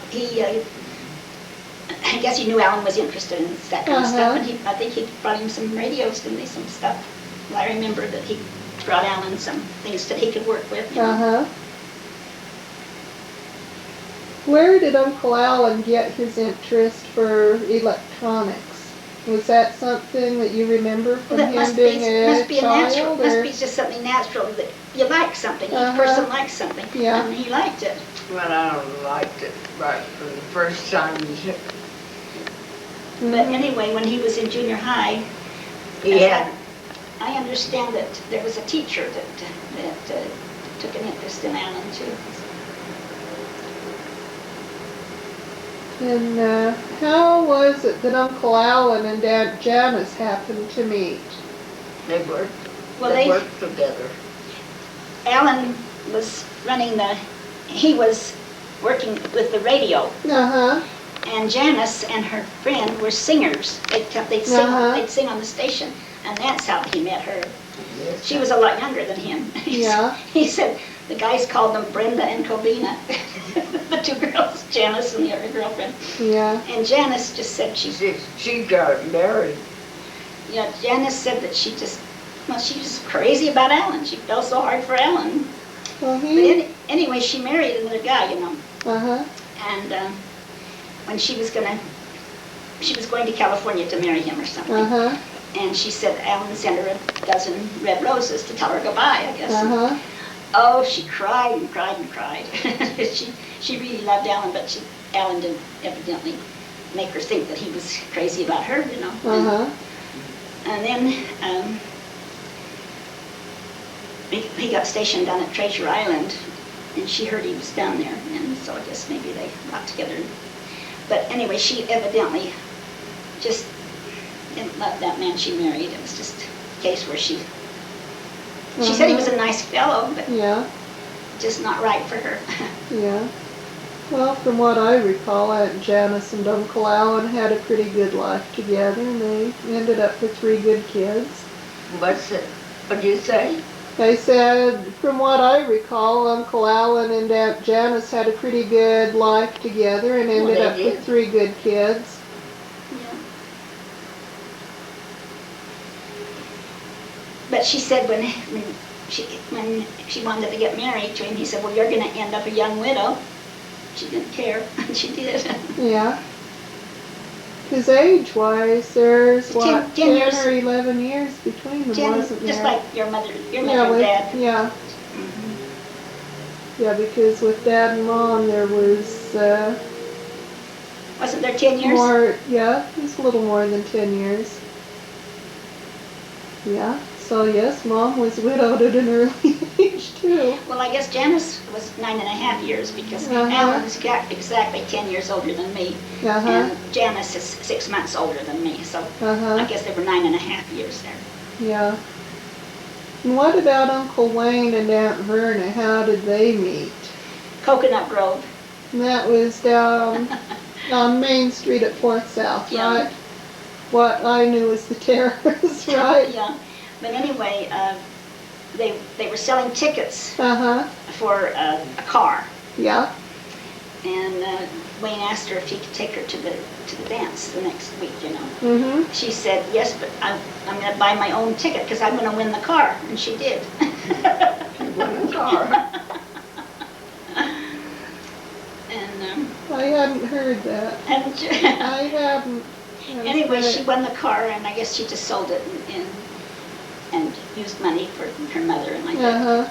Because Verna didn't drive until after she was married. Yeah. Tell me what you remember of some of the greater highlights with the Jensen cousins, Aunt Minnie's kids. I can't hear you. She wants to know more about the Jensen cousins. Well, all we can tell you is that we thought Albert was the most handsome man in the whole world. He was strikingly handsome. He always did. Oh, he was good looking. I thought Melbourne was real cute too. When he was a young man, I thought Melbourne was real cute. In fact, at Albert's funeral, I remember it being brought out about what a sharp dresser he was, and he always had these pinstripe suits, and they did say that he did look like a gangster at times. Now, that was one of the grandkids, wasn't it, that thought he was a... I think it might have been Val. Yeah, there was something about that. I think it was one of the speakers. What did they say? About Albert and what a sharp dresser he was, and he always wore these pinstripe suits and a hat. Yeah, I think it was Val, and he said that he figured that Albert was a gangster because he always had those kind of suits on. What do you remember about Aunt Minnie? Just that she was so nice. Oh, she was nice. And she fed everybody as soon as you went in the yard, you know.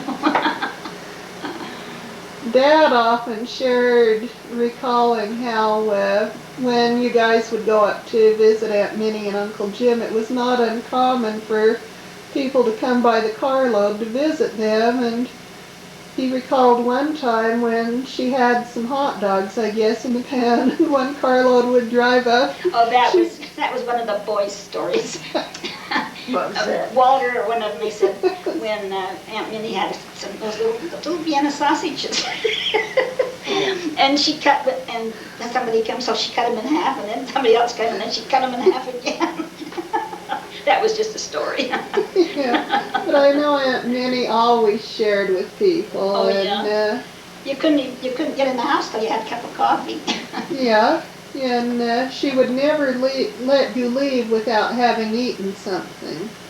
I do remember that of her too. What I thought was fun when I was a kid going up there, they had this big long bench on the one side of the table, and the kids sat on the bench. Everybody sat around and had their coffee, and we always had coffee. They didn't have any milk. Yeah. And so everybody gave us all coffee. Oh, that was so good, didn't you, Gladys? Oh, I love it. I'd say with Esther, I'd have coffee every night. Bill. Oh, yeah, that's what they drank. Yeah. And they were poor, and they didn't have very much money, and they didn't have milk, they didn't have a cow. Yeah. And they were healthy. Yeah. Yeah. Well, Uncle Jim, I guess, made a living primarily with his stonework, didn't he? Well, sure. That's all he made a living with. Uncle Wick and Langstone. They all learned their trade from Uncle Jim, yeah. They all learned their trade. Yeah, Dad got into the business as a result of working with Orrin and Uncle Jim and Wick Hansen. And Butch and Warren, Pidge, they all learned their trade from Uncle Jim. His Uncle Jim was a craftsman with the rock. Missed on the last part of the tape. Do you remember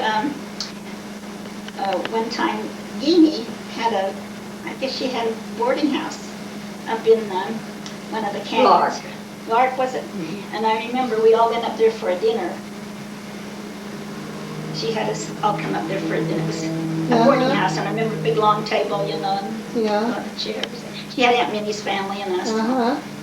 Jeannie was Uncle Jim's sister. I think they called her Jean, Aunt Jean. I remember them calling her Jeannie, don't you? That was all we had ever called her was Jeannie. Jeannie. Yeah. But then Esther and Lillian always call her Jean. One thing I remember Orrin telling me, and he laughed a lot when he told it, was that he had been over to Art Johnson's with Heave and Hilly, and they'd been drinking some of Art's home brew. And Orrin managed to get in the car that was parked out front and got so disoriented he couldn't get himself out. He couldn't open the door. That Uncle Levi, as he called your dad and my grandpa, came over and he saw me trying to get out.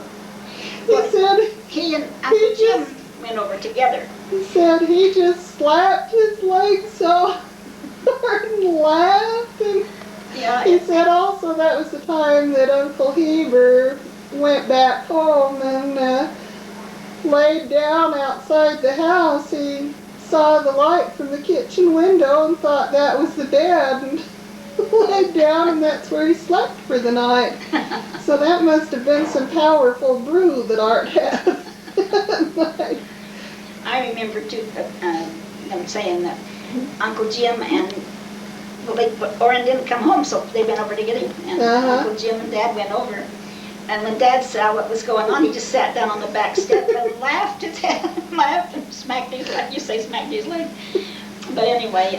But Orrin laughed when he told me about it. Orrin, I mean, I've heard Orrin tell it too, and Orrin said that he couldn't figure out how to get out of the car. I mean, that was powerful stuff that Art had. It would create such a disorientation. But Orrin, I enjoyed knowing Orrin too. Yeah. We'd have a good time when we'd talk and visit, and he had the ability that Uncle Jim did in being able to relate things and make people laugh. In fact, Aunt Gladys, I remember one time on your birthday, Dad and I were up visiting you, and you and Dad got to talking and relating some of the stories Uncle Jim used to share with you, and Dad and I laughed till we got sick. Uncle Jim had his way of sharing stories. Oh, he could, about the fin and slapping the gal on the butt with the hot pie. That was one of them. And he would, if he'd have been the cartoonist, because he can draw too. Yeah. And he could tell jokes and draw. He should have had a you know, a Yeah. funny paper page or Yeah. something. Uncle Jim was quite a handsome man, wasn't he? He also had distinct features. He had real pretty eyes. He did. His eyes were gorgeous. What happened?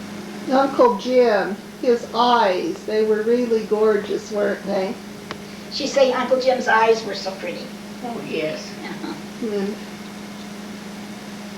I think of the Jensen brothers, Orrin probably was the most like his dad, wasn't he?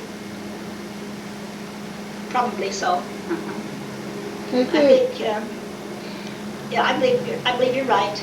I think, as I knew Orrin, he had a lot of characteristics that were similar to Uncle Jim. And he's the only one of the boys that went into the rock work either. That's true. What is it? Orrin was the only one of Uncle Jim's boys that took up rock work.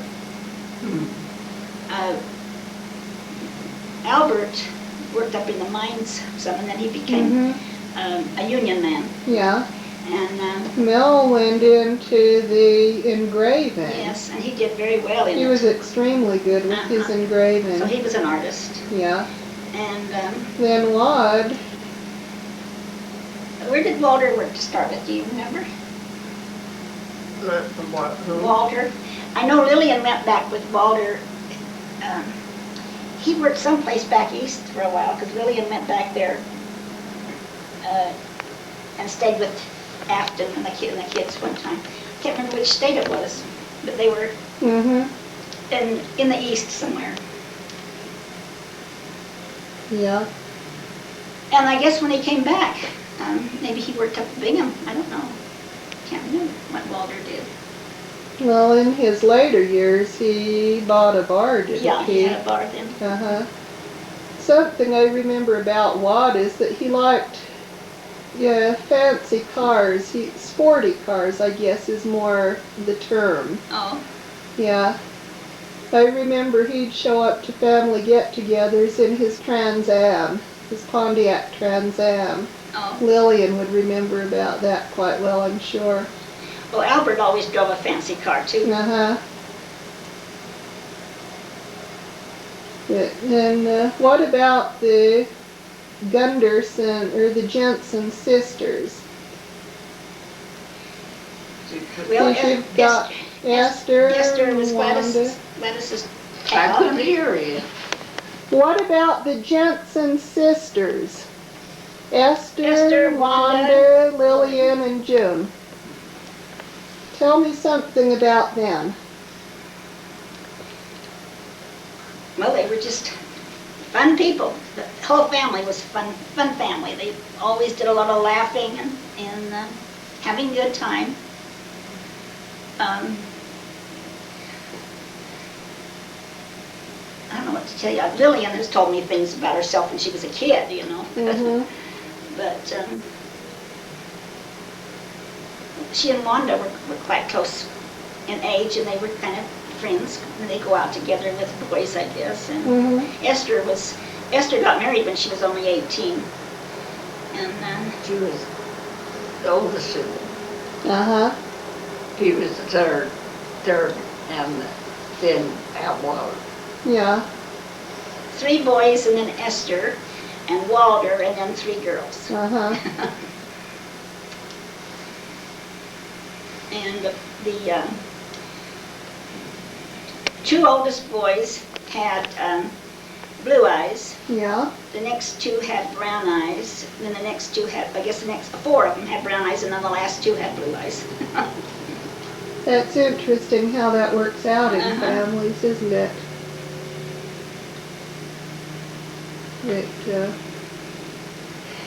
With Wanda, I came to know her probably a little better because of Dad and Cliff working together in the stonework.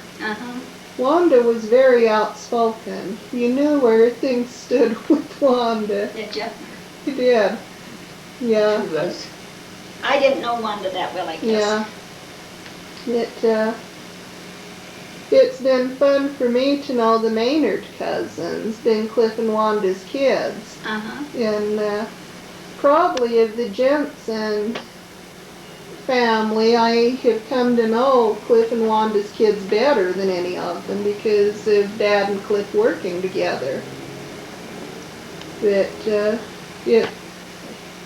I've come to know part of Orrin's kids quite well, and then Lillian's kids I know reasonably well because they're a little closer to my age. And they are younger than me, but they're still a little closer. And then with Orrin's kids, Georgia, her one granddaughter, Melody, is Clark's age. So we've come to know that crew a little better too.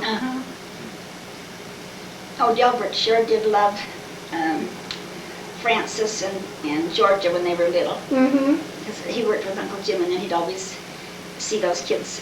And they were cute and smart little kids. And then Mom would tell, Gladys told me that my mother would tell her, when Delbert come home, he'd always tell her what Georgia and Francis were doing. Well, I'm not sure if we got it on the other tape or not, but Dad, you had mentioned about the jug of beer and Francis, and like I said, Dad was there when that happened, because the guys had been out working on a summer day, and it was hot, they were going to have a glass of beer. The neighbor had given Uncle Jim this jug of beer, and they had it cooling, and Francis went out and picked it up by the ring on the side of the bottle and smashed it against the rock, and I guess that was trying his grandpa's patience more than a kid should do. Dad related it, he just smashed it against I guess the rock. And Francis was kind of a mean little kid anyway. Said, I guess. Francis was 4 at the time, and Uncle Jim went over and put his arm around Francis. Grandpa loves you, but if you ever do that again, I'll kill you. But Francis, when he was just a little boy too, Joe, Esther's little boy, had a real sore toe. We were talking about his sore toe, and Francis went over and tromped on that toe.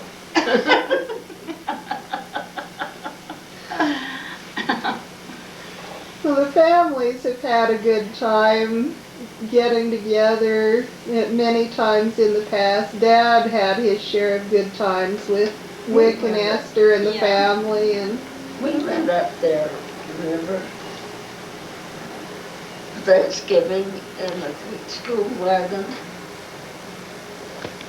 No, I don't remember that. It was, how old were you?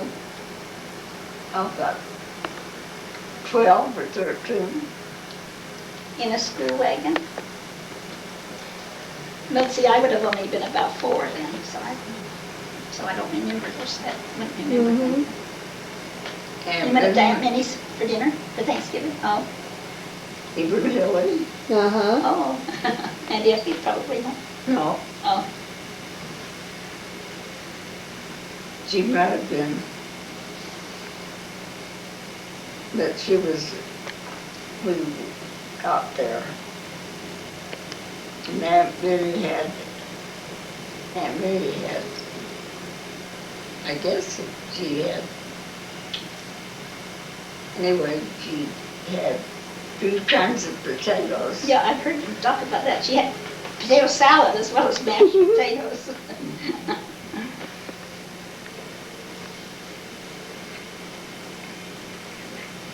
You always liked Aunt Minnie's bread, didn't you? Oh, I loved it. She made a heavy bread. My mother's bread was really light, but Aunt Minnie's bread was heavy. Gladys always liked it. I always liked heavy bread. You brought up about Grandma and the bread. Who ended up being the best bread baker in the Gunderson kids? Mama. Yeah. My mother. Well, she's talking about us, our generation. Yeah. Delbert made good bread.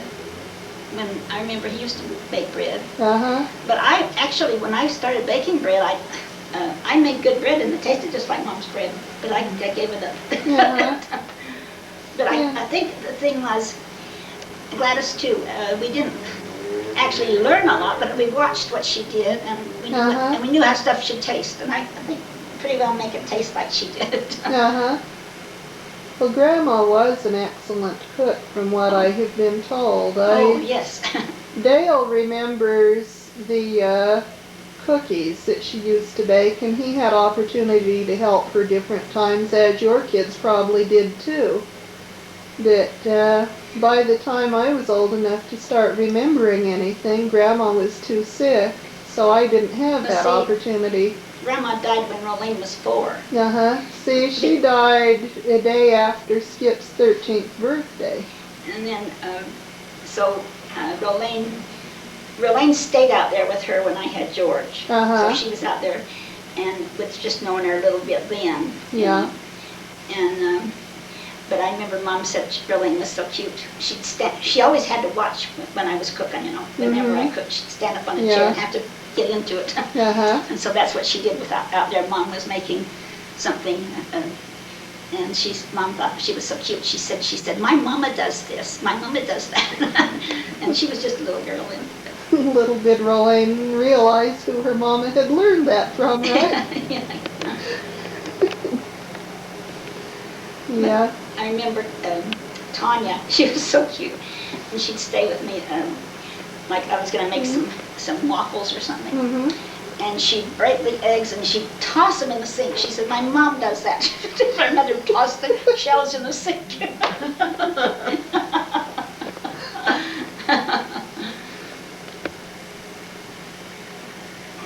Tanya's, I think I told you, she's finishing her master's in June, and then she's going to go take a PhD, work on a PhD. She's accepted on a PhD, whatever.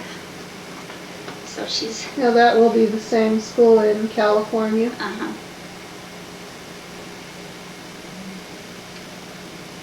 Well, do you think we've said enough today?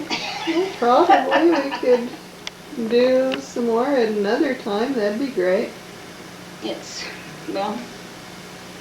Yeah, I've got 7 minutes after 4, which is fine for me. I imagine we'd better get going because you have to get home. Go for it. Well, when we killed a pig, I remember we had that great big, they call it a boiler? Boiler. On top of the stove to boil, you know, and they'd boil the pig's head in it. And then after it was done, I remember helping take the meat off the head. Did you ever help? And Mom would make head cheese, and it was so good. And there must have been something about the fat in that would gel. Because remember, it kind of gel. So I don't know what. And then anyway, she knew just exactly what spices to put in, and it was delicious. And then we'd render lard, and I think she used a big square bread pan when she baked 8 loaves of bread in, you know. Yeah. And then put the fat in that on top of the stove, and then when it melted, then she would pour it into containers, and that's how she would have her lard. Yeah, the lard was good. Oh yes, and then the little crackles that were left around, and we'd eat some of those when they were good. And then in the pig's stomach, there's what they call leaf lard, and I remember we always had club when they killed a pig, because they'd use this leaf lard in the club. And it was so good. Anything else about the pigs that you can think of? What? Oh, she used to do the pig's feet. She did everything like that, didn't she? So that's about it, I guess, Rene. Well, I was just curious because you mentioned more about cooking. Grandma came up with the poor man's cake, right? Was that a recipe that she got from someone, or did she create that cake on her own? I don't know that either, but I remember she made a poor man's cake, and it doesn't have any no Crisco. Eggs in it. No eggs? It has lard. It has lard, but no eggs. Yeah. It's good too, isn't it? It is. It's a good cake. You know when you've eaten it, it's a solid cake, isn't it? Yeah. Well, she could cook anything, and it would taste good. There. A lot of people say, oh, they didn't like wild animals, deer and ducks and stuff. But whatever she cooked was good, wasn't it? Yeah. Some people Grandma Gunderson said that other people could cook, but Emma could cook with theirs. She said Emma could cook when there wasn't anything in the house to cook. She could make a dinner when there was nothing in the house to cook. She had a natural ability, didn't she? She did. And she loved to cook. She really liked to cook, and she liked to sew. She liked to do those things. Yeah. Well, I've got the recorder still going. Tell me a little bit about Grandma and her sewing. Now, before we had the recorder going, you mentioned about how she made all of your clothes for so many years. Yeah, she could sew. Everything she made was beautiful. She always made it perfect. She made Gladys a beautiful green suit one time, and then she made her a little hat to go with it. She could make anything. Yeah. And when she'd make pretty little dresses for Gladys or for me or anything, she could make beautiful flowers for them. Like roses, weren't they? She could make those pretty roses that she fastened on them. When Gladys was a young girl, that's when they wore those dresses, low waists, and they usually have something fancy down here. She'd put pretty flowers on them. Well, she sewed plenty for her boys too, didn't she? Like I said, I remember seeing some pictures of Aunt Gladys and Uncle Alan in clothes that Grandma had made. Yeah, you're thinking of them when they were little. But she also made coats for the boys when they were going to school, you know. Yeah. She made Dad went word teaching with Neil Sanderson. And Dad said, Neil Sanderson said, well, he knew that it was Depression time, but your kids always look good. It was because Mom sewed for us.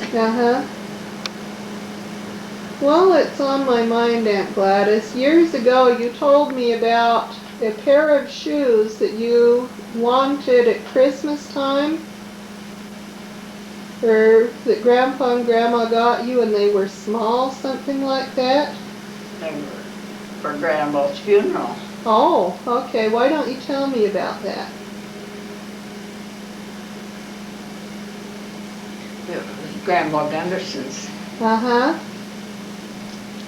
We went up and tried on suits, Esther and I. And Uncle Jim. And I got shoes that were way too small. Did you do it on purpose?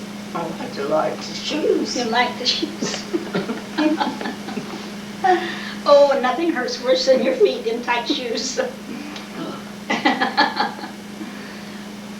Then Aunt Toots, I remember you telling me about not wanting to wear the long underwear. Why don't you share that?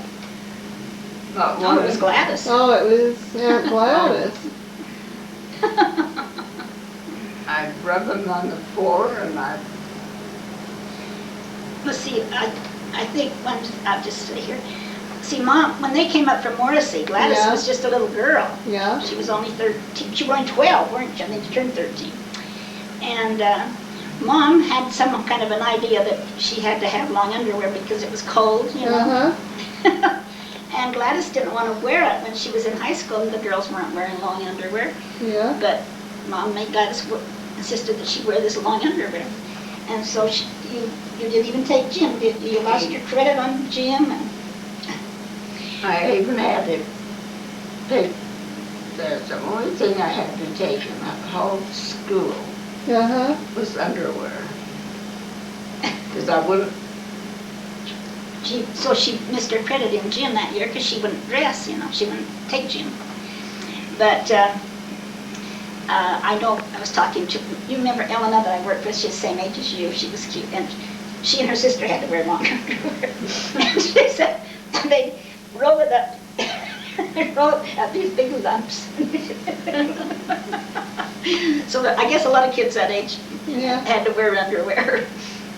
Well, what finally caused Grandma to back down on the long underwear Probably issue? got springtime. warmed up. One day in the spring, everybody takes off underwear. I guess it was just that first year in high school, wasn't it? Didn't go on for other years, did it? But see, she was just, Mom thought of her as just a little girl because she had been playing with dolls down in Morrison. And also when Gladys has told me when she would be late for school because she didn't want to pass these boys in the hall. These guys in the hall, I guess they would whistle at her or something. Always yell at me. And here she was just so young, and at that time there were a lot of boys in high school in their 20s, weren't there? 22. So I guess she had kind of a rough time. Well, didn't she, Gladys? But she was always so cute. So pretty. Well, you had small feet for a long time. I had little feet. Because you wore, what, a size 4 or 4.5 when you graduated from high school, you told me? Yes. That was a small foot. You didn't wear a 4.5 in high school. I thought Ella was wearing a 6 and she wasn't going to wear it any bigger than that. 4.5, that is really small. Yeah, that was, because I remember Aunt Gladys telling me that in the past, and that after she married and had children, that's when your feet grew, wasn't it? No, you were wearing a 7 when you were married. No. Yes, you were. I was. I had smaller feet than you. I couldn't wear your shoes. They were too big for me. And you were always so glad that your clothes didn't fit me. I know you were wearing, and I was wearing a 5 then, so I know you were wearing a 7 when you got married because you were taller. You were a tall girl. Well, I think about it, because down as we were eating, we got on to Jordan a little bit. Each of you tell me something that you remember from your school years at Jordan that was a highlight. Dancing, for me. Well, we did dances. Yeah.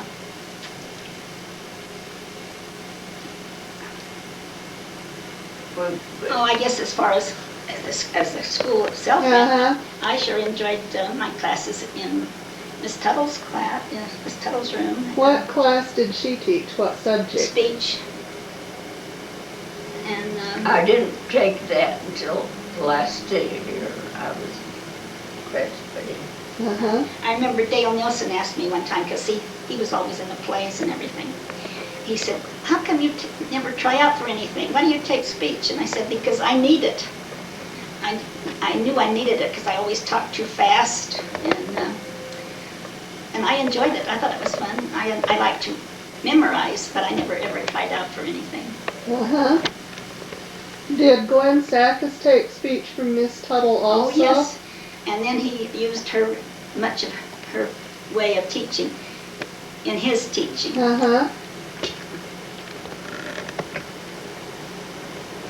Yeah, because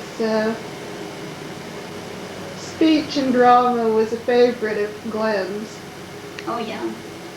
In fact, I remember when I was a sophomore, it was about this time of year, because it was coming time to sign up for our next school year.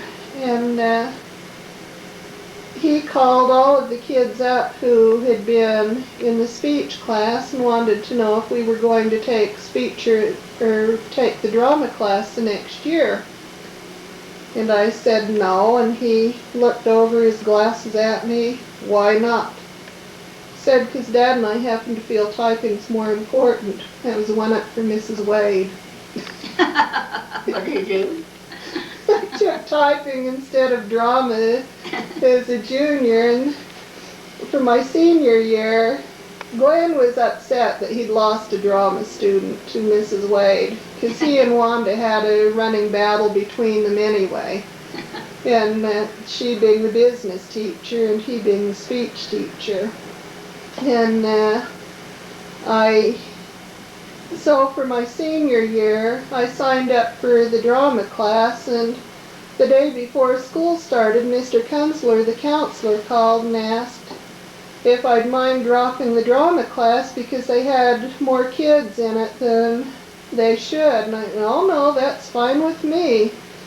When Glenn found out I was back in the class, he didn't want to lose the class student, although... You were back in the drama class? Yeah, I was back in the drama class. I thought you said that you told him you... Well, I told Mr. Kunzler, yeah, I'd be fine with not taking it, but when Glenn found out, I ended up back in the drama class. But you said, when Glenn asked you, you said because you and your dad thought typing... Well, no, that was for my junior year. For the senior year, I had signed up for the drama class. But, did you ever try out for anything? Yeah, I did, and I didn't. It was trying out for the school play Cheaper by the Dozen. And I didn't get a part in it, which ultimately didn't hurt my feelings too much. And I was never one who really enjoyed getting up and memorizing and reciting for someone else. So I willfully neglected doing about half my speech and drama assignments. And but I still earned good grades in the class, but it was for the extra things that I did for Glenn in doing errands and stuff for him. The A was not on my merit on recitation. But Glenn was a character, as you well knew from growing up with him in Sandy alone. Yeah. Gladys, share something that you remember about your time at Jordan. Oh, I can remember that. Do you have a favorite teacher from your time at Jordan?